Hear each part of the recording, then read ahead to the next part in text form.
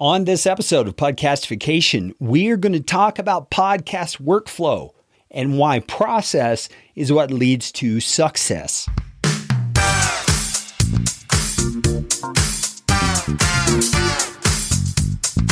My name is Kerry Green, and I am the Client Happiness Guy at PodcastFastTrack.com, and this is Podcastification. This show is all about podcasting. How to do it, how not to do it, best practices, interesting news items that have to do with the realm of podcasting, and who knows what else.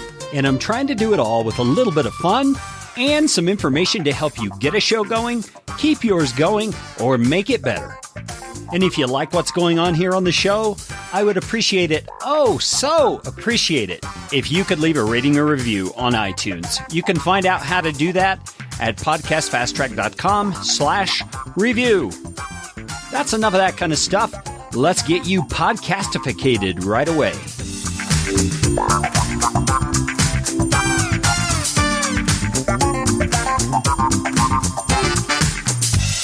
Hey, Kerry Green here. I am the Client Happiness Guy and founder at PodcastFastTrack.com, and we've been working with hundreds of clients over the last 5 years, and we've learned a lot of lessons about mistakes people make, best practices that podcasters fail to learn or learn and become very successful as a result. So today, I wanted to share with you one of the most important things that I've discovered that holds a lot of podcasters back from really dialing in their process and making their podcast production side more successful. And it has to do with this issue right up here. I don't know if you can see that very well, but it's podcast workflow. Podcast workflow is a massive thing. And what I mean when I say podcast workflow is, do you have a sequence in place of step after step after step that are thought through and planned so that you're not, first of all, missing anything in your podcast production? And then secondly, so that you are putting things in the right order and you're making sure that you can get to step D because step C was done. You understand? Because D was dependent on C. So what I want to do in this episode of the podcast, and by the way, there is a video of this podcast as well, because I figured this is kind of a visual thing. It helps to see it visually. So you can listen if you're on the road or on your treadmill or whatever, and you'll get the gist, but go to the show notes at podcastfasttrack.com/104 or swipe to the description in the app on your podcast player, and you'll be able to find a link to this video there as well. So I wanted to go through this visually, and I'm using a system here on my whiteboard that helps me to sequence things out. It involves the whiteboard and it involves sticky notes, okay? So I know in the video it's hard to read these sticky notes, so I'm going to make that possible in just a moment by showing you how I do this. But each of the sticky notes represents a step in the process. And so the first thing that I do is I write down on sticky notes, an individual sticky note for every step I can think of that has anything to do with my podcast production. And a good way to do this is the next time you start producing your podcast, the next time you start producing an episode, you just budget in some extra time and write down each step as you do it. Do it as detailed as you need to do it so that you can not miss anything. And you will find as you do that, there are things that are actual steps in your process that you would not have thought of otherwise because it's just such second nature to you, or you do it without thinking. And so you need to make sure that you're taking the time to get every single step of your podcast. Now, let me show you on the whiteboard here, and I'm going to try to describe this for those of you who are listening on audio. I have all of my episodes here, or my steps here, rather. I have this very first one. I'm going to write it out here for you, and it's choose the topic, okay? Now, the very first thing you need to do, obviously, for a podcast episode is choose your topic. What is this episode going to be about? Okay, now, I suggest to all of my clients, I suggest to everyone, that you work these out ahead of time. Spend an hour, spend 2 hours, getting a big list of topics that you know your audience needs to hear and that you want to cover. Those may be guest episodes where you invite someone on to speak to the topic. It may be a solo episode where you're actually teaching or coaching something like I'm doing right now. But regardless, you need to choose the topic for that particular episode of your podcast. And the thing that you want to be careful about is that you don't just do this kind of fly by the seat of your pants. Because if you don't have a list of topics, you're going to be every week hunting and scraping to find content, which leads to poorer content. Your content is not going to be so stellar because you didn't have time to plan it. You didn't have time to really think about it. So you're going to choose your topic. And that's what this first sticky note up here says, is choose my topic. That's the first step in my podcast production. Okay, the next step in my process is research or prep. So research or prep. Now, what does that entail? Well, it entails whatever it takes for you to get the content you need, to get a bullet point outline for your episode, to discover who it is you want to invite onto your show. You see, this research and prep step is vital. And for quality podcasts, this takes a bit. And I'm only talking about a talking head kind of a podcast like I'm doing right now, or a podcast where you invite a guest on. I'm not talking about the more narrative styles of podcasts that you might want to produce, where you're telling a story, you're drawing in resources like sound effects and other people's voices and things like, that's a much more complicated process, which requires this step even more. You see, the research and prep step, I believe, is what goes into making a much more professional sounding podcast, because you actually sound like you know what you're talking about. You know what you're doing, because in a sense you do, because you've researched, you've prepped, you've gotten yourself ready. Say you're an actor and you're going to do a stage performance of some sort. Well, you have rehearsals over and over and over with the other actors leading up to that performance. You have dress rehearsals where you try to go straight through costumes, sets, blocking, everything in place so that when the actual performance time comes, you're able to pull it off without a hitch. You see, that's what your research and prep step is all about. You want to be able to pull this thing off flawlessly. Maybe flawlessly is too exaggerated of a term, but you want to be able to pull this thing off with high quality. And you're doing that by preparing. You see, flying by the seat of your pants, sometimes it gets us by. Other times, most of the time actually, it's not so good. It's not such a great thing. So this research and prep step, I can't emphasize this enough. And perhaps I'll do another episode of the podcast where I am able to kind of walk through what I do for research and prep.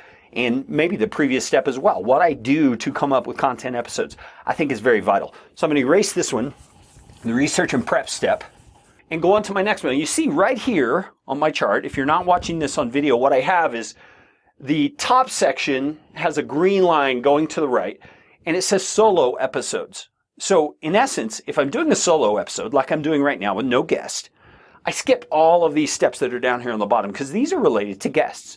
So I go straight on over to here and do this as the next step, this is the next. Now let me stop for a moment and tell you why I use sticky notes. I use sticky notes rather than just writing this out on the whiteboard so that I can easily swap the order. You see, I can take this sticky note off, move it over here if I want to. I can take this one and put it up here and adjust everything down. You see, it's easier to rearrange things, kind of like a word processor. You can cut and paste, so to speak, except you're pulling and pasting back onto your sequence. You see, the sticky notes make that very possible. This is a great way to set goals as well, by the way, using this kind of thing. But regardless, that's why I have two different lines here, so to speak. The top line has nothing on it at this section because in a solo episode, I'm just going to skip all these steps and go to the next one.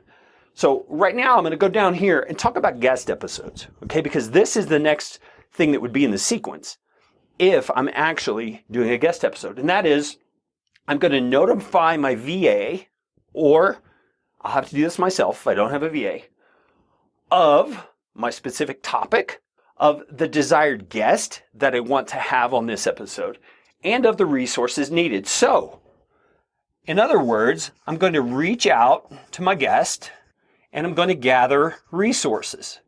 That's essentially what this step is all about. So I'm going to reach out to my guest, I'm going to gather resources. If you have a VA, this is a great step to delegate. And you can create a template sort of letter that you send out to all your guests, and you just train your VA how to personalize it, to put that guest's name in, to put the name of their area of expertise in. So you personalize it and you make it an appeal to them personally, asking them to be on your show. Now, some tips on this. If you know the guest already, this is much simpler. If you don't know the guest, but you know someone who knows the guest, you can ask that person to make the introduction, or you can ask that person to warm up your appeal by saying, hey, I've got this friend Joe Smith's his name, he's going to be contacting you about being on his podcast because he's got this in mind that he wants to talk about on one of his episodes, and you're a specialist in that. You see, you can have a friend, an ally, help you with this by warming up with kind of a lukewarm introduction. You see what I'm saying? So this step is the first thing you need to do when you're reaching out to a guest. You need to reach out and you need to gather the resources needed in order to have a good conversation with that person. Now, that may be reading their book. It may be reading some of their websites, watching videos, listening to other podcasts they've been on. Whatever it takes for you to research that guest and know intelligently what it is you're going to talk with them about and how you're going to approach the interview. That's what you need to do. So that's this first step in the guest section here on my timeline. Now I'm going to erase these now, and I'll go into the next step, and that is reach out to the guest using the template. It's kind of the same thing I just said here, but the first was mainly if I have a VA doing it, I'm going to be informing them of things. So I see this is how minutely I break out these steps so that I don't miss a thing in the process, because I make a lot of assumptions in my own mind about how this is going to go. But when I can document it step by step by step, even the tiny steps, it helps me. So I'm going to go into the next one. And this is, I just said, the guest schedules a time to record. So in essence, the guest has said yes, and they use a scheduling link, which I provide in the email that my VA or myself sends out. And they choose a time that I've already pre-designated on my own calendar when I'm available to do the recordings. And so I'm assuming that if the guest says, yes, I want to be on this podcast, they're going to click that link and they're going to schedule a time because I've just invited them to do that. Now, what are some resources that you can use for this? Well, I use an app called You Can Book Me, and it's youcanbook.me is what it is. And it's a free app with a lot of functionality. And then you can pay for kind of a hyped up version that has a lot of other things. I still use the free app, and I use it all the time. I mean, I haven't found ways, well, actually I have. I've found ways that the upgrade would help, but it's still not necessary. I don't have to pay for it yet. So I've been using this for about 4 years, and I love it. There's other ones called Schedule.ly. You can just Google a scheduling app or scheduling software, and you'll find all kinds of versions of this that you can use to have people book time on your calendar. It's a wonderful app. Saves you a lot of time having to deal with time zone issues and confusion over that. That's huge. Okay, now this one I really don't have to have on my timeline because it's not an action I take, but I like to have it there because it reminds me, okay, I'm waiting on something before I can move on to this next step. Okay, so they're scheduling a time for recording, and once that's done, I've got here on the bottom of this note, and I'm realizing I need to actually create another note for this. Put another sticky note in here as this next step. I need to schedule a reminder to the guest. Okay, now this is one of those functionalities that the scheduling apps will do for you if you pay for the upgraded version. Okay, you can set a time where it will remind the person, hey, you've got this appointment coming up at this time. And that way that it doesn't get missed and you miss your appointment with your guest. I don't pay for that in my version, so I need a sticky note in here that reminds me to set a reminder, okay? And so what I would do is I use a CRM, a customer relationship management software called HubSpot. I would set a task in HubSpot to remind me on this date to remind the guest that we have this. And what I actually would do is I would assign that to my VA. And my VA would send another form letter, see, customized to the person. It's simple. Not something complex that nobody can do. I mean, anybody can do this. And they send that out on my behalf as a part of my team. And they're just reminding the guest. They're helping the guest remember. This appointment's coming up. We're so excited. Here's some things you can do to prepare. I also have, which I'll include in the resources for this episode, a list of things, best practices that I send to my guests. It's a PDF download that they can walk through and say, make sure my microphone is set, make sure I have the right microphone, make sure I'm in a quiet room, make sure I turn off all my noisemakers, things like that to help them on their end do everything to help make this a better recording. I don't want to overwhelm my guests, but I also don't want them to come in just expecting to use this stupid little mic in the computer. I want them to help me make this the best way of profiling and highlighting them possible. And so I'm going to send that reminder letter, okay? Going on, this next one is that my guest completes the form, okay? And let me explain to you what this means. What is my form? I have an application, so to speak, on my website that I direct that guest to, asking them to give me a bunch of information. Okay, it's their name, it's their email address, it's their cell phone in case we have technical issues and I need to get a hold of them right away. It's a headshot photo. It's all their social media links. I mean, there's all kinds of stuff. There's also a media release form that I ask them to fill out. It's a little bit of legalese they have to jump through, a hoop they have to jump through in order to be on my podcast, to protect me and to protect them. You see, and all of that is part of them getting ready to be on my show. And professional level guests who are used to being in the spotlight in their particular niche are used to this kind of thing. You're not going to scare them off. And then people who are not so professional or coming up in the niche, they're going to see this form and it either A, will deter them and they say, I don't want to go through all this. Well, that's not a person you really want on your podcast anyway, because they're not committed to quality and putting the best foot forward, so to speak. Or they're going to see it and they're actually going to be flattered. Hey, this is a pretty important thing and I've been invited to be a part of it. And they are going to fill out that form with enthusiasm. Okay, so I've got this set up so that there's a Google form, free, completely free, that they complete. There is a document attached to a service I use called HelloSign. All these resources will be in the show notes for this episode at podcastfasttrack.com/104. And they sign the release. They fill out all the info. Using Google Forms, they can upload their images. I mean, everything they want, they can do right there on the one form. And they hit submit, and I get a notification there's a new person that's filled out a thing. So that is what this particular sticky note is about. It's just reminding me, okay, I can't go on to the next step until the person fills out this form. Okay, and then we're all ready to go. So after the guest completing the form, my next step is that I am going to confirm the recording, and that's the day of the recording. This is really referring back to this reminder that I set back here. Okay, this reminder is going to pop up the day of the recording, the morning, and it's going to tell me, hey, remind them about the recording, and it's going to come up that morning. I want it to be fresh. I want it to be exciting. I want it to be something that helps my guest be a good guest on my show. And so then I'm basically done with the guest steps on this whole thing, okay? They have done their part. I've done my part by researching, by preparing, and I'm moving on to the next step in my podcast workflow. Now, do you see? Let me pause here for a moment. And we're going to take our mid-show break here. But let me pause for a moment and ask you a question. Do you see how this workflow, so far, even though we're not completed, enables you to think through everything that goes into the production of your podcast so that you can be more professional about it and so that you don't miss things?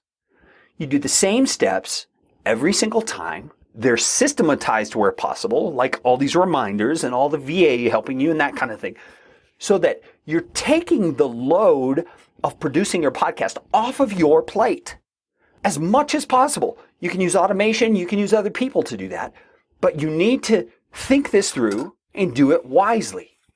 Now, when we come back from the break, we're going to move on past what we would do if we were inviting a guest onto the show and move into just the natural podcast workflow that I would do if I didn't have a guest. But it applies after the guest steps as well. Don't go away.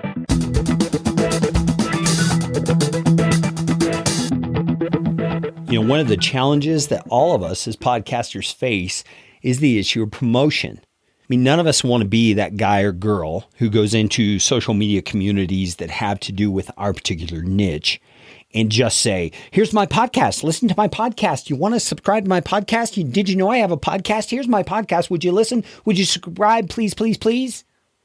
None of us want to do that. And so how do you promote in a way that is not that? I mean, it's really a tough thing to figure out sometimes. And some of the things that can help are the tools that you use. I mean, you want to be generous because you truly do believe that your content is helpful to people. And so you want to highlight it. You want them to benefit from what you're sharing. But at the same time, you want to do so in a way that's sensitive to their feelings about promotion and their feelings about marketing and all that kind of stuff, but is also appealing and draws them in. The Podcast Fast Track team has been working really hard to figure out ways that that kind of thing can happen. Now, I had a previous episode on this podcast about Wave, W-A-V-V-E, with Baird Hall. It's a great service you should check out. I'll put the link for that particular episode in the show notes of this podcast. But what Wave is it's an audiogram generator. An audiogram. It's a moving graphic, so to speak. It's actually a small little video that has a waveform that moves or something on the screen that moves that catches your attention on social media like a video would. And it has a little audio clip from your podcast underneath. And the imagery on the audiogram along with the motion, coupled with something funny or compelling or appealing from your podcast, is part of the way that you draw someone in. It's a different way of promoting your podcast on social media than might be out there in other regards. Now, there's lots of apps out there that are starting to generate audiograms, but the Podcast Fast Track team has been working on creating unique and original audiograms for podcasters who really want to stand out. Now, let me tell you this. We're just about at the final phases of our development, but we would love to hear from you if you're interested in finding out more about audiograms. You can go to our website page to see what they're all about at podcastfasttrack.com/audiogram. And that's AUDIOGRAM, audiogram. And you can see what it is we're working on and see some samples there of what audiograms might look like. Keep this in mind, though. We're doing this on a custom basis. We're modifying these to be uniquely suited to every single client that we work with. So it's going to cost a little bit more, but it's going to be snazzier, fancier, better looking. All those things are what we're shooting for. So check it out at podcastfasttrack.com/audiogram. We're back on this episode about podcast workflow, and we've just finished talking about what we would do if we had a guest on the show. Well, if you remember on the timeline, if there's not a guest on the show, I have this green line that goes across to the very next step. And that green line just tells me, no guest. I'm just going to skip all that. So that's where we're picking up, is right there. Okay, this one is a test recording. And this means when we are actually on the call, whether it's with my guest or just doing a solo show, I want to create a test recording. And what I'm doing is it's essentially a sound check. I'm testing my mics. I'm testing my guest mic if there's a guest. I'm making sure everything technically is plugged in, turned on, optimized, using the proper microphone, in a quiet room. I mean, all those sorts of things. I want to do a test recording so that I know I've done my very best to make the best podcast episode I can. If I'm using a service like Ringer or Zencaster or CleanFeed or some other service like Skype, I am going to do a test recording. I'm actually going to hit record. I'm going to record it for a minute. I'm going to stop it with both me and my guest talking if there's a guest involved. And I'm going to play that back before we actually start our recording because I want to ensure this thing's actually working like it's supposed to be working. You get it? So a test recording is vital. A lot of times, podcasters skip this step. And then they don't listen to their final recording of the whole thing. And everything is just haywire in the recording. And they submit that to our team to do the editing for them. And it's just a mess. And sometimes there's nothing salvageable because the tech was off in the beginning. So you can take 1 minute to do this step of a test recording and save yourself all kinds of grief and potentially embarrassment with your guests if they're a high-level professional in your niche. You don't have to screw it up. You can do the steps to troubleshoot ahead of time and make sure that you miss that. So the test recording is vital. Let's move on from the test recording. The next one is I'm going to record my main audio. Now that's just what I call the main chunk of an episode, okay? Where I'm having the teaching like I'm doing right now, or where I'm having the conversation with my guest. I call it the main recording. And so I'm actually just going to record.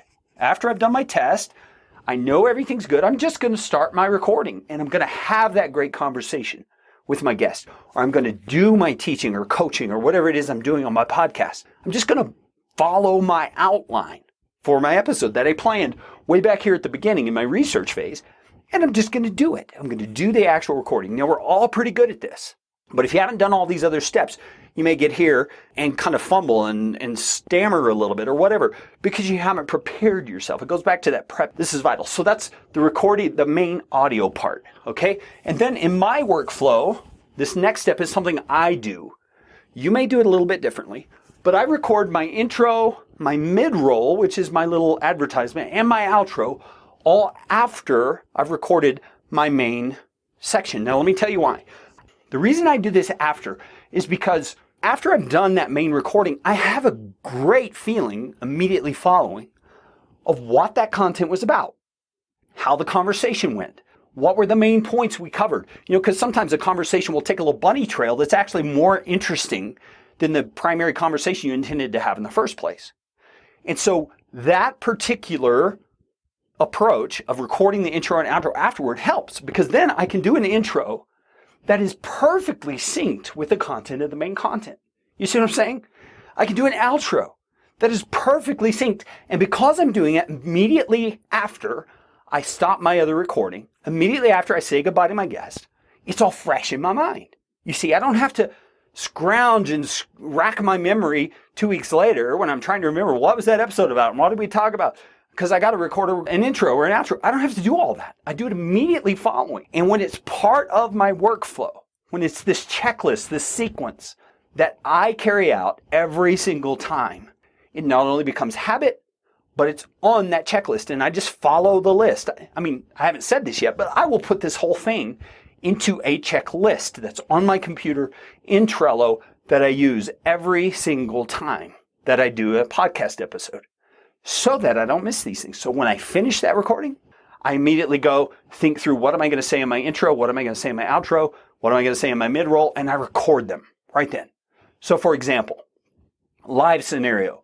I'm recording this right now. The moment I finish this recording and I'm satisfied with it, I'm going to go record my intro, my outro, and my mid-roll, because that's the next step in my process. Does that make sense to you? All right, let's move on to the next one.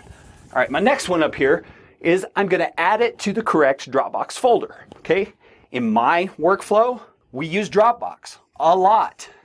We're going to add it to the Dropbox folder, okay? Because that's where we keep everything. And the way we do it is I will have a primary folder for Podcastification. Inside of that folder, I will have a folder that's called Client Audio. Now, this is my particular podcast, but for all our clients, we call it Client Audio. So that's just what I call it for myself as well, because one of the editors on my team works on my show. And so I call it Client Audio. Then inside the Client Audio folder are a number of folders. They're labeled this way. Like for this episode, it'll say 104 space hyphen space, then the date of publication. Using hyphens, because Dropbox goes kind of crazy if you don't use hyphens. I mean, like if you use slashes or dots or things like that, it can go kind of crazy. So we've learned to use hyphens. And so in this case, 104 space hyphen space, date of publication. And then all these things I've recorded, my main content, my intro, my mid-roll, my outro, I drop into that folder. And my editor, when he opens that up, is going to see them all labeled that way.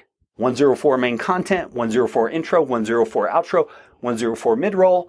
And he's going to know exactly what to do with those things using my pre-recorded intro, using my pre-recorded outro, using my transition music, using the little hello thing that I do at the end of the podcast. He knows my sequence because I've laid it out for him, and he puts it all together. He does the editing of the audio. He does the optimization. All that happens behind the scenes just because I add it to my Dropbox folder.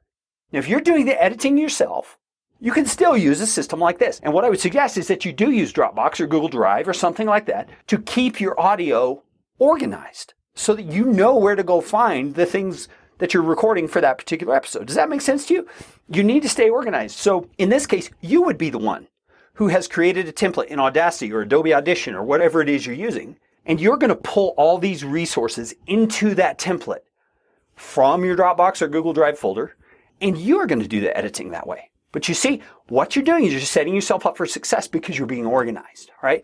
So that's my next step. It's a simple step. I just toss all the audio into the Dropbox folder, okay? My next step here is I'm going to notify the editor, okay? So in my case, I have someone else doing the editing. I'm going to notify the editor. Now, let me give you a little tip here. There is a software package out there called Zapier, Z-A-P-I-E-R.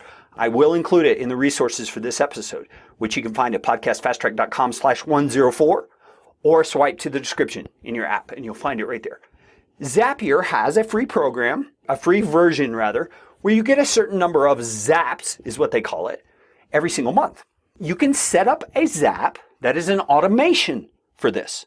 so that you tell that Zap, whenever anything new goes into this Dropbox folder, in this example, send an email to this person with this message. Okay, so in this case, when it hits the client audio folder, send a message to Aaron, who is my editor, with this message. Hey, Aaron, there's new audio available for Podcastification. Thanks for all your hard work. I don't even have to notify him. It happens automatically. Isn't that cool? Man, automate as much of this stuff as you can, especially if you're working with a team. When it's yourself and you're doing the editing, you don't really need the automation because you know, I just threw this in Dropbox. You just have to schedule out the time of when you actually do the editing. What I prefer, if I'm doing all this on my own, is to do it all in one big swoop. I mean, I'm not going to stop between recording and then editing and then posting, all those things. I'm not going to stop. I'm just going to get it all done so that it's done. And I don't have to put a little reminder for myself, hey, pick back up at step number 17 in your process.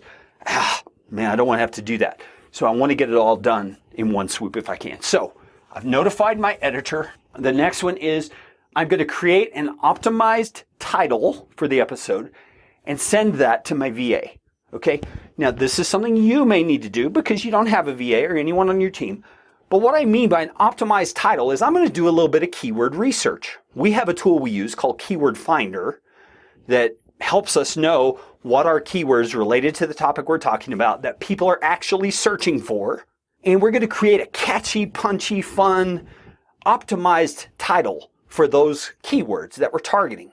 In this episode, it'll probably be something like podcast workflow or how to produce a podcast efficiently or effectively or something like that. I don't know what it's going to be yet because I haven't gotten to that step yet. But you get the point. You're going to create your title. Now, why do I put this step right here in my sequence? Well, it's because the next thing that needs to happen is my VA needs to create artwork for the episode. And that title needs to go on the artwork. So I create the title. At this point, I'm still doing that. I don't have a writer or anyone on my show that I've entrusted with my show notes process yet. And so I have the VA start creating the artwork. And that is my next step.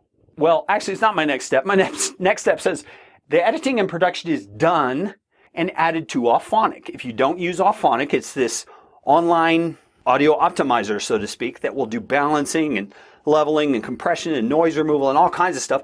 I have a previous episode of the podcast about that, which I will include in the resources for this episode as well. But my editor finishes and he knows as part of his process, very similar to this, that he is to add that to Auphonic. Okay. Then we go into the next step. Show notes written. So I write the show notes next after my audio editor is finished. The reason I wait for my audio editor to finish is because I'm going to put timestamps in it.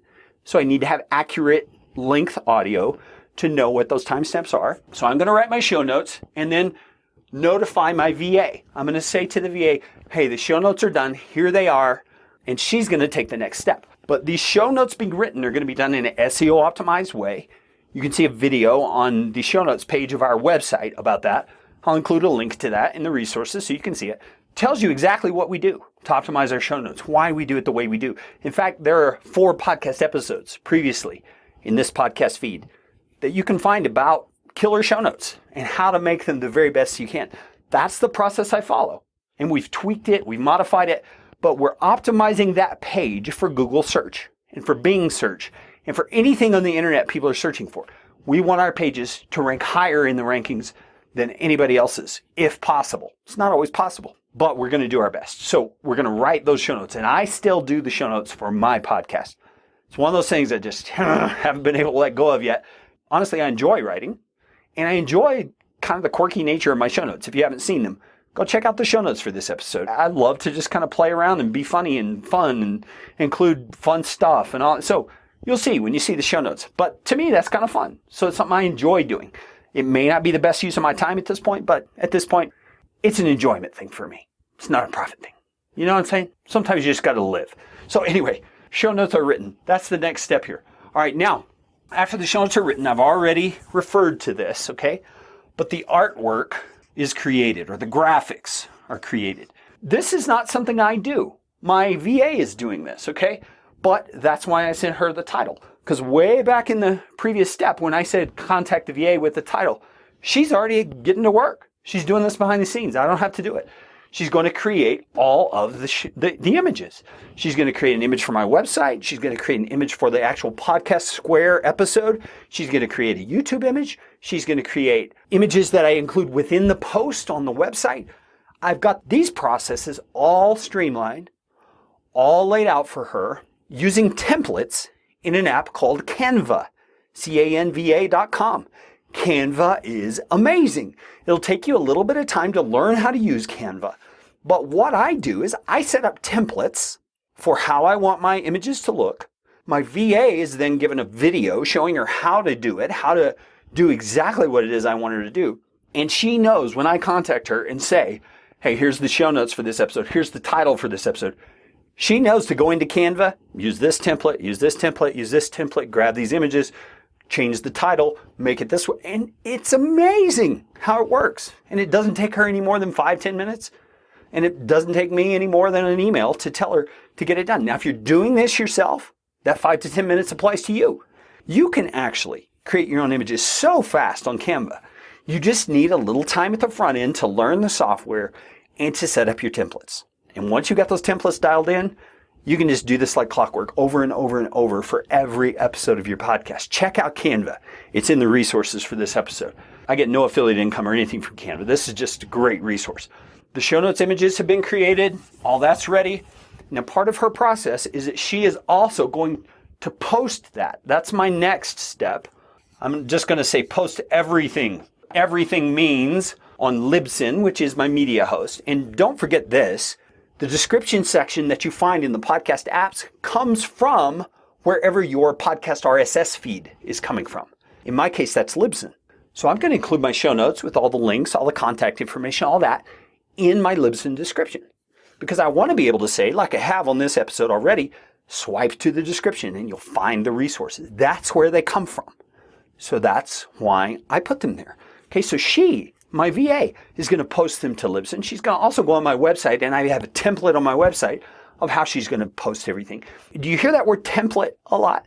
Templates help you to repeat what you've done before in a simple way. It's already set up to succeed so that you or someone else can step in there and just do the work.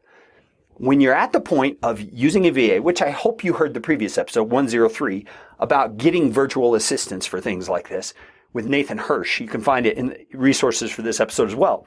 You're going to find that once you're able to hire a VA, a lot of this stuff can be systematized. Now, don't let me fool you here. Systematizing this stuff is hard work. It takes a lot of time to sit down and do what I've done here and go step by step by step through a process and to document it so that someone else can do it. But according to some of the popular things out there, a guy named Rory Vaden has written a book called Procrastinate on Purpose. Be in the resources for this episode. And his theory is this, and it's not theory, it really works. Spend the time now putting together things that will save you time in multiplied ways later. You see what I'm saying? Spend the time now. So spend the time to make out that system, to do the sequential step-by-step logging of what it is you do.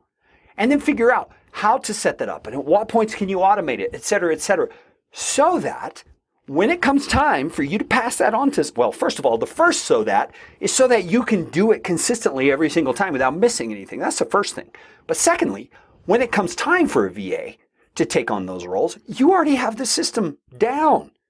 All you have to do is create a simple video showing them yourself walking through the system. This is how it works. And then you have communication going back and forth a little bit to refine it because they won't necessarily understand it exactly the way you meant it. And so you just have to clarify. Don't get frustrated. Don't get upset. It'll all get worked out because VAs are smart people. They're going to get it. You just have to be patient and be a good teacher and help them. So that's all kind of beside the point, isn't it? But it's really part of the point. That's what this whole podcast workflow thing is about. So she's going to schedule to Libsyn. She's going to schedule to my website. She's going to create short links for the episode. Everything I need done on the website side is part of her process. If you're doing this yourself, it's part of your process. You've got to document it and you've got to do that work. That's part of the price. It's paying your dues, so to speak, to make this podcast work. And you will, if you continue and you're trying to monetize, you will make this thing successful in time enough that you can hire some pretty inexpensive help to help you get this thing done. You can do it. You can make it happen. All right, going on to my next step. Set up social sharing. So using something like Recur Post or eClincher or Meet Edgar, one of those, my VA is going to go onto my accounts where I've given her access, and she's going to do some social sharing using images she's created, using a short link to the podcast show notes page or to a Libsyn player, whichever way you want to make that happen. She's going to do some sharing. Our team right now at Podcast Fast Track is working on audiograms and creating original, unique audiograms for clients. If you don't know what an audiogram is, it's like a visual that moves. It's a small little video with a clip from the episode that tells people what they're going to hear in the episode or teases them in and makes them curious. And with those audiograms are included a link to the show notes page so people can actually listen to the episode in its entirety and hopefully subscribe. Well, we're working on these audiograms. So at some point, I'm probably going to put audiograms into this section for her because I'm going to have them created for my shows. And then that will be one of the ways we do social media promotion. But we do it on Twitter, we do it on Facebook, we do it on LinkedIn, just wherever. That's where we're going to do it. Now, I have to be honest with you. At the time of this recording, I don't have this social sharing thing really dialed in. What I mean is I'm not consistent with it. I don't have my VA trained and systematized on this yet. But that's the next step in my refining of my podcast. You got to always be refining, always be perfecting your process because your process is what brings success. You see, that process brings success. So consistency through a process is what's going to cause things to be consistent and thrive. So that's the next part, is setting up the social media, which I didn't even write down on the whiteboard, and that's okay. Now, after I've done that, you notice if you're watching the video, we're up to one last sticky note. What does this one say? This one says, send promo info to guests. Now, this is actually along with the guest section. So I guess I could move it down like this and make another little red line here. In fact, I'm going to do that just to show that it's part of a guest episode process.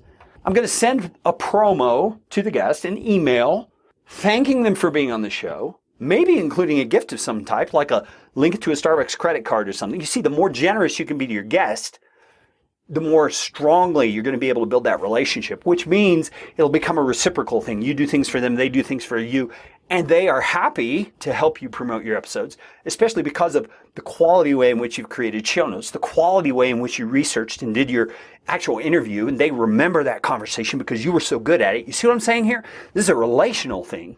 You got to work at this really well. But I'm going to send that promo, and it's going to include for them a link to the podcast show notes page.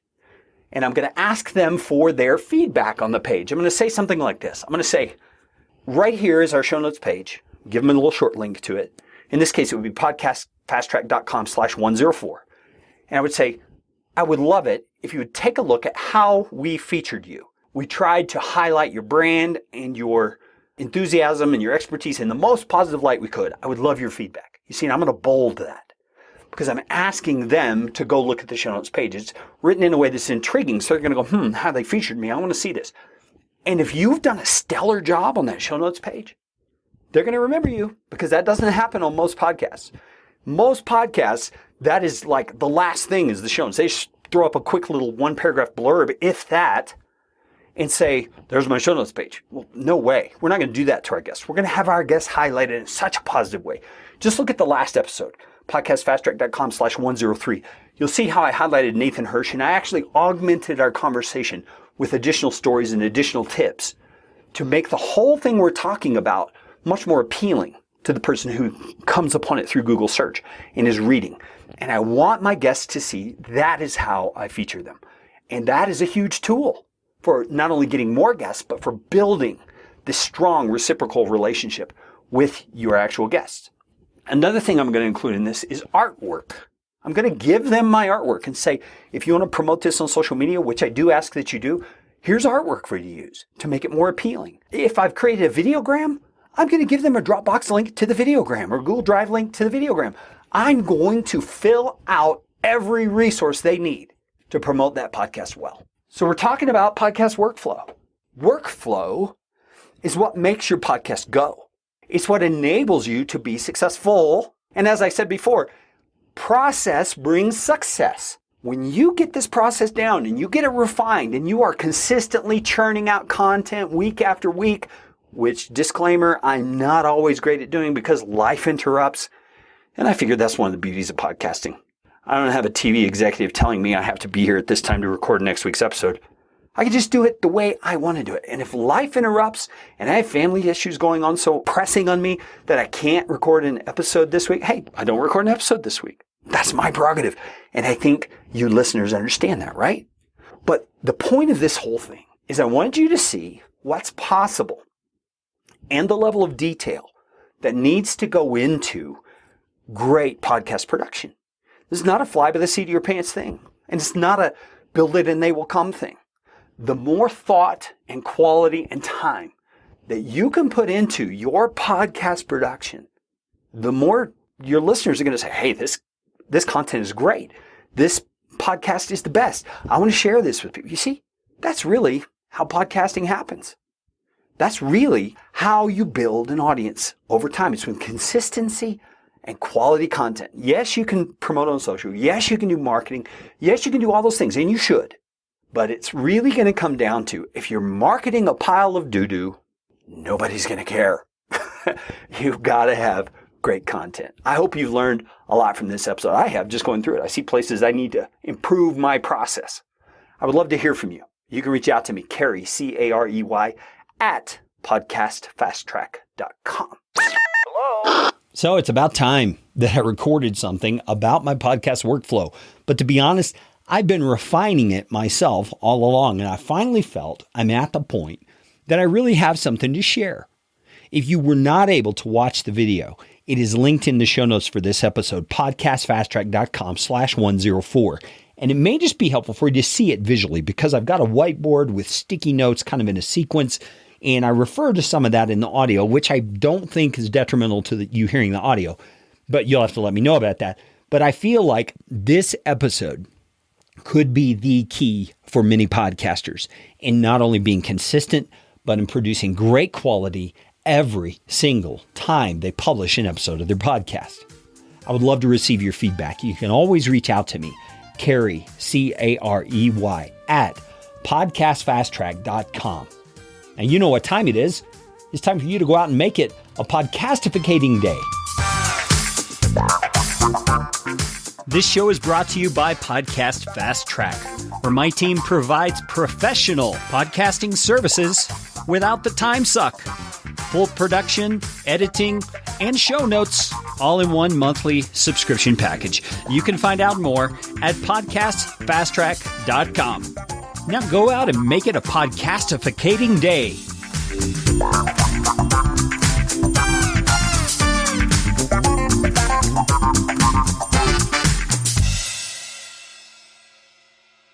Audio editing and show notes by podcastfasttrack.com. Get 15% off your first month by mentioning this show.